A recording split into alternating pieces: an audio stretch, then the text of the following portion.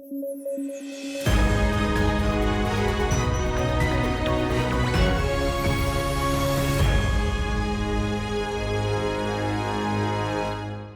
News at 9 programme में आपका स्वागत है। मैं हूं अमृत उपाध्याय। आइए जल्दी से देखें आज की हेडलाइंस।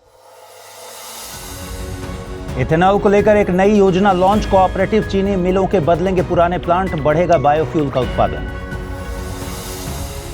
चंद्रयान 3 एक बार फिर से चर्चा में। पहली बार डायरेक्ट नापा गया चंद्रमा की सतह का तापमान, दिखी वाटर आइस मिलने की नई संभावनाएं। और पृथ्वी के अंदर मिली माउंट एवरेस्ट से बड़ी संरचनाएं मेंटल और कोर के बीच में हैं स्थित, कहा जाता है इन्हें ब्लॉब्स।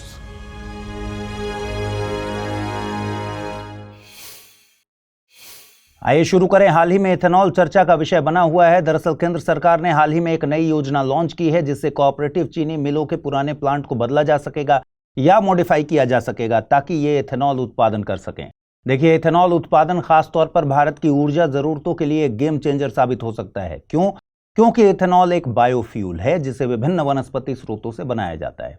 गन्ने के मोलासेस, मक्का और ज्वार, चावल और गेहूं की बची हुई भूसी यानी एग्री वेस्ट का इस्तेमाल इथेनॉल बनाने में होता है। इसके अलावा सेलुलोजिक पदार्थ जैसे कि लकड़ी और फसल अवशेष से भी इथेनॉल बनाया जाता है जिसे सेलुलोजिक इथेनॉल कहते हैं। अब इथेनॉल की खास बात यह है कि इसे पेट्रोल या डीजल के साथ ब्लेंड किया जा सकता है। इस ब्लेंडेड ईंधन को इथेनॉल 20 कहते हैं। इथेनॉल 20 यानी 80% पेट्रोल या डीजल और 20% इथेनॉल। अब सरकार ने तय किया है कि अप्रैल 2025 से सभी नई गाड़ियां ऐसे इंजन के साथ आएंगी जो पेट्रोल में 20% इथेनॉल मिलाकर चल पाएंगी। देखिए, इथेनॉल को ईंधन में मिलाने से कई फायदे होते हैं, जैसे कि पेट्रोल की खपत कम होती है, इससे तेल आयात पर निर्भरता घटती है और देश को आर्थिक रूप से फायदा होता है। इथेनॉल पर्यावरण के लिए अच्छा है। इथेनॉल से कम कार्बन डाइऑक्साइड निकलती है जिससे वायु प्रदूषण कम होता है। इथेनॉल से किसानों को भी फायदा है। इथेनॉल जैविक चीजों जैसे कि गन्ना, मक्का आदि से बनता है जिससे किसानों को अपनी फसल बेचने का एक नया अवसर मिलता है। इथेनॉल उत्पादन से रोजगार के नए अवसर भी पैदा होंगे और इथेनॉल के उत्पादन से गांवों में नई फैक्ट्रियां और नौकरियां भी पैदा होंगी। इसके अलावा इथेनॉल ब्लेंडेड ईंधन इंजन के लिए बेहतर है क्योंकि यह पेट्रोल की तुलना में ज्यादा ऑक्सीजन रिलीज करता है जिससे इंजन की परफॉर्मेंस बेटर हो सकती है।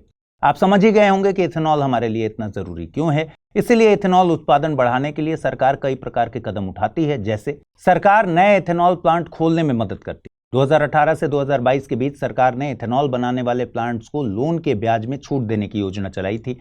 2019 में सरकार ने प्रधानमंत्री G1 योजना शुरू की थी जिसे 2024 में संशोधित भी किया गया था। इस योजना के तहत एडवांस्ड बायोफ्यूल के लिए आर्थिक मदद दी जा रही है जिससे खेतों में बची पराली और अन्य अवशेषों से ईंधन बनाया जा सके।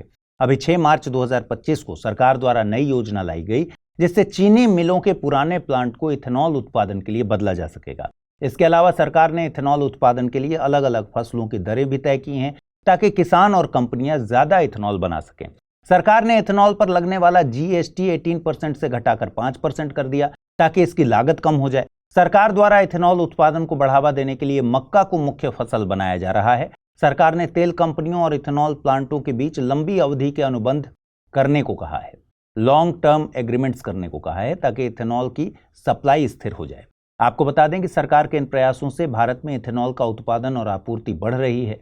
डेटा की बात करें तो 2023-24 में कुल 672 करोड़ लीटर इथेनॉल का उत्पादन हुआ। फाइनेंशियल ईयर 2024-25 में 23 फरवरी 2025 तक 261 करोड़ लीटर इथेनॉल बनाया गया और सप्लाई किया जा चुका है।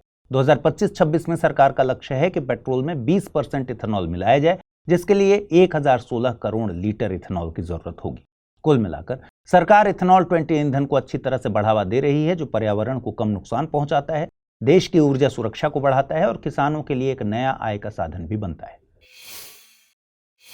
भारतीय वैज्ञानिकों को चंद्रमा पर नई जगह पर वाटर आइस मिलने की नई संभावनाएं दिख रही हैं। सुनने में ये खबर सामान्य लग रही होगी लेकिन यकीन मानिए ये खोज अपने आप में एक बड़ी बात साबित हो सकती है। यह खोज नेचर पत्रिका के communications earth and environment journal में प्रकाशित हुई है। दरअसल चंद्रमा पर वाटर आइस मिलने की नई संभावना का पता लगाया है चंद्रयान 3 के एक खास यंत्र चेस्ट यानी CHASTE ने। इसका फुल फॉर्म है Chandra's surface thermophysical experiment. Chest तापमान नापने वाला एक खास उपकरण है। खास बात यह भी है कि ऐसा पहली बार हुआ है जब किसी यंत्र ने चंद्रमा की सतह और उसके नीचे का तापमान डायरेक्टली नापा हो, क्योंकि इसके पहले केवल सैटेलाइट के जरिए ही चंद्रमा के तापमान का अंदाजा लग पाता था। वैज्ञानिकों ने चेस्ट से मिले तापमान डेटा का विश्लेषण किया, खासकर शिव शक्ति पॉइंट के पास जहां चंद्रयान 3 को लैंड किया गया था। अब तक वैज्ञानिकों को लगता था कि चंद्रमा पर वाटर आइस केवल ध्रुवीय क्षेत्रों के गड्ढों के नीचे होती है, जहां सूरज की रोशनी नहीं पहुंचती। लेकिन चेस्ट ने बताया कि वाटर आइस ध्रुवों के बाहर भी हो सकती है। दरअसल चेस्ट ने चंद्रमा की सतह और अंदरूनी परतों का तापमान नापा। वैज्ञानिकों ने चेस्ट से मिले डेटा का अध्ययन किया और पाया कि चंद्रमा की सतह पर ऐसी ढलानें या इंक्लाइंड एरियाज जो सूरज की सीधी रोशनी में नहीं आते, वहां का तापमान चंद्रमा के ध्रुवीय इलाकों जैसा हो सकता है। चेस्ट ने ढलान वाली सतह पर 82 डिग्री सेल्सियस तापमान मापा, वहीं सिर्फ 1 मीटर दूर सपाट जगह पर तापमान 59 डिग्री सी पाया गया। यानी सूरज की तरफ झुकी ढकानों पर तापमान ज्यादा होता है, जबकि छांव वाली जगहों पर ठंडक बनी रहती है। मतलब यह है कि इन जगहों की सतह के नीचे पानी की बर्फ छिपी हो सकती है। वैज्ञानिकों ने यह भी पाया कि चंद्रमा की सतह के और सिर्फ 10 सेंटीमीटर गहराई नीचे की परत के तापमान में 60 डिग्री सेल्सियस तक का अंतर हो सकता है। मतलब यह है कि चंद्रमा की ऊपरी सतह गर्मी को अंदर की परतों में बहुत कम जाने देती है। कुल मिलाकर चंद्रयान 3 की खोज ने यह साबित कर दिया कि चंद्रमा पर पानी की संभावना ध्रुवीय क्षेत्रों से बाहर भी हो सकती है। और यह इसलिए भी इंपॉर्टेंट है क्योंकि चंद्रमा के ध्रुव पर पहुंचना चंद्रमा के दूसरे इलाकों में पहुंचने से ज्यादा मुश्किल है। यानी अब वैज्ञानिकों को चांद पर पानी ढूंढने में ज्यादा प्रॉब्लम नहीं आएगी। अब वैज्ञानिक ऐसे जगहों की जांच करेंगे जहां धूप कम पहुंचती है और शायद वहां सतह के नीचे वाटर आइस छिपी हो। ये खोज वैज्ञानिकों को चंद्रमा की सतह के बारे में और ज्यादा जानने का मौका देगी और भविष्य में चंद्रमा पर इंसानी बस्तियां बसाने में मदद करेगी। दोस्तों, अगर आप यूपीएससी एस्पिरेंट हैं तो आपके लिए गेम चेंजिंग अपॉर्चुनिटी है स्टडी आईक्यू का नया संपूर्ण बैच। एक कॉम्प्रिहेंसिव प्रोग्राम जिसमें टॉप एडुकेटर्स के साथ 1000+ आवर्स की live classes, personalized mentorship and hand written notes से लेकर पीआरपी, एमआरपी जैसे इंटेंसिव प्रोग्राम्स हैं। प्रीलिम्स और मेंस स्कॉलरशिप के तहत प्रीलिम्स क्लियर करने पर पूरी फीस रिफंड हो जाएगी। टॉप परफॉर्मर्स के लिए हर मंथ 11,000 रुपीज का cash reward. Economically weaker sections के लिए स्पेशल उड़ान स्कॉलरशिप भी है। X secretary Anil Swarup sir खुद गाइड करेंगे आपको इस जर्नी में। स्टडी आईक्यू पर 2 करोड़ इंडियंस का ट्रस्ट है और अब संपूर्ण बैच के साथ आपका यूपीएससी ड्रीम भी होगा अचीव। सिल्वर, गोल्ड या platinum, choose the plan that fits your needs. आपको करना क्या है, स्टडी आईक्यू वेबसाइट पर जाइए, यूपीएससी संपूर्ण बैच पर क्लिक कीजिए and once you click on buy now आप देख सकते हैं डिस्काउंट कोड्स। वहां पर टाइप कीजिए अमृत लाइव एंड आपको मिलेगा सबसे lowest price. And obviously your IAS journey starts here. क्या आपको पता है कि धरती के अंदर माउंट एवरेस्ट से 100 गुना ऊंचे 2 बहुत बड़े रहस्यमयी ढांचे छिपे हुए हैं। ये इतने विशाल हैं कि अगर ये धरती की सतह पर होते तो अंतर्राष्ट्रीय अंतरिक्ष स्टेशन आईएसएस की कक्षा तक पहुंच जाते। इनको ब्लॉब्स कहा जाता है। ये बड़े बड़े पथरीले ढांचे पूरी तरह से एक रहस्य हैं, यहां तक कि वैज्ञानिकों को भी नहीं पता कि ये क्या हैं या कैसे बने हैं। लेकिन वैज्ञानिकों को इतना जरूर पता है कि ये धरती के अंदर की चट्टानों से अलग हैं। अब आप सोच रहे होंगे कि ये विशाल ब्लॉब्स कहाँ सिचुएटेड है। ये धरती की सतह से हजारों मील नीचे 2 जगहों पर मौजूद है, प्रशांत महासागर के नीचे और अफ्रीका तथा अटलांटिक महासागर के नीचे। ये धरती के निचले मेंटल यानी रॉकी लोअर मेंटल और बाहरी पिघले हुए कोर यानी मॉल्टेन आउटर कोर के बीच स्थित है। और इन रहस्यमयी ब्लॉब्स के बारे में वैज्ञानिकों को क्या पता है, आइए ये भी जानते हैं। वैज्ञानिकों ने इन ढांचों को लार्ज लो शेयर वेलोसिटी प्रोविंसेस LLSVPs नाम दिया है। कुछ वैज्ञानिकों का मानना है कि ये अरबों साल पहले किसी दूसरे ग्रह से टकराने के कारण बने होंगे। एक थियरी कहती है कि कुछ वैज्ञानिक इसे थिया नामक ग्रह से जोड़ते हैं, जिसके बारे में माना जाता है कि ये अरबों साल पहले धरती से टकराया था। इसी टक्कर से चंद्रमा भी बना था। हालांकि अभी तक ये साबित नहीं हुआ है और वैज्ञानिक लगातार इसकी खोज में ही लगे हुए हैं। एक चीज और, वैज्ञानिकों ने ये ऑब्जर्व किया कि भूकंप के झटकों से आने वाली तरंगे यानी सिस्मिक वेव्स जब इनसे होकर गुजरती हैं तो धीमी हो जाती हैं। इससे ये पता चलता है कि ये ब्लॉब्स धरती के अंदर की बाकी चट्टानों से अलग हैं, लेकिन ये हल्के हैं या भारी हैं, इसका कोई स्पष्ट प्रमाण अभी तक नहीं मिला है। क्या ये ब्लॉब्स धरती पर असर डालते हैं? वैज्ञानिकों को ये श्योरिटी के साथ नहीं पता कि ये धरती पर किस तरह का प्रभाव डालते हैं। हालांकि कुछ वैज्ञानिक मानते हैं कि ये ज्वालामुखी को प्रभावित कर सकते हैं। वैज्ञानिक ये भी मानते हैं कि आइसलैंड, हवाई और गैलापागोस द्वीपों के ज्वालामुखी शायद इन्हीं ब्लॉब्स से जुड़े हो सकते हैं। वैज्ञानिकों के अनुसार इन ब्लॉब्स के सिरे गर्म चट्टानों के विशाल गुबार बना सकते हैं, जिससे ये ज्वालामुखी सक्रिय होते हैं। हाल ही में मैनस नाम का एक नया AI असिस्टेंट लॉन्च किया गया। इसे चीनी कंपनी बटरफ्लाई इफेक्ट ने बनाया है और ये नई तकनीक मार्केट में चर्चा का विषय बनी हुई है। माना जा रहा है कि यह डीप सीक को भी पीछे छोड़ सकता है। वही डीप सीक जिसने पूरी टेक इंडस्ट्री को हैरान कर दिया था। आइए समझते हैं कि मैनस क्या है और ये खास क्यों है। देखिए, मैनस नाम लैटिन भाषा के वाक्य मेंस एट मैनस से लिया गया है, जिसका मतलब है दिमाग और हाथ। इसका मतलब है मैनस ज्ञान और व्यावहारिक उपयोग दोनों को जोड़ता है। मैनस सिर्फ एक साधारण चैटबॉट नहीं है, बल्कि ये ज्यादा उन्नत और स्मार्ट एआई असिस्टेंट है।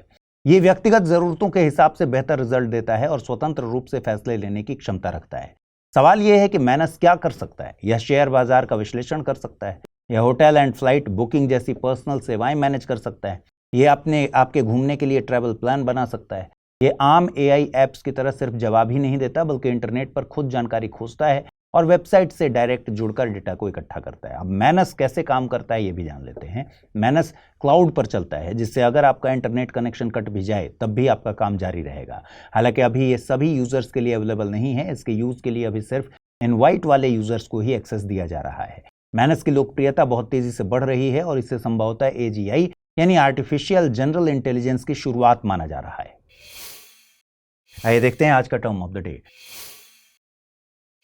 आज का टर्म ऑफ द डे है गीत गवाई। प्रधानमंत्री नरेंद्र मोदी की मॉरिशस यात्रा के दौरान उनका स्वागत पारंपरिक भोजपुरी संगीत गीत गवाई से किया गया। यह संगीत मुख्य रूप से महिलाएं गाती हैं और खास तौर पर यह शादी के कार्यक्रमों में गाया जाता है। इसकी शुरुआत भक्ति गीतों से होती है। इसे 2016 में यूनेस्को ने सांस्कृतिक धरोहर का दर्जा दिया है। मॉरिशस के संदर्भ में गीत गवाई की जड़ें उन भारतीय मजदूरों से जुड़ी हैं जो 1834 से 1900 के बीच मॉरिशस आए थे। इसलिए आज भी भोजपुरी संस्कृति मॉरिशस में जीवित है। यहाँ के लगभग 5.3% लोग भोजपुरी बोलते हैं। मॉरिशस को मिनी इंडिया भी कहा जाता है। मॉरिशस की सरकार भोजपुरी को बढ़ावा देने के लिए कई योजनाएं चला रही है, जैसे भोजपुरी स्पीकिंग यूनियन एक्ट और भोजपुरी महोत्सव इत्यादि। आइए देखते हैं आज के रैपिड न्यूज में क्या है खास।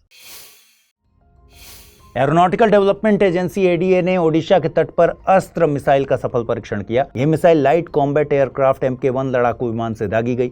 अस्त्र मिसाइल एक advance air to air missile है जो एडवांस्ड गाइडेड सिस्टम और नेविगेशन कैपेबिलिटीज से लैस है। इसे डीआरडीओ ने विकसित किया है। यह 100 किलोमीटर से ज्यादा दूर के लक्ष्य को सटीकता से मार सकती है। परीक्षण के दौरान मिसाइल ने मूविंग टारगेट्स को सीधे निशाना बनाया, जो डिफेंस फील्ड में एक बड़ी उपलब्धि मानी जा रही है।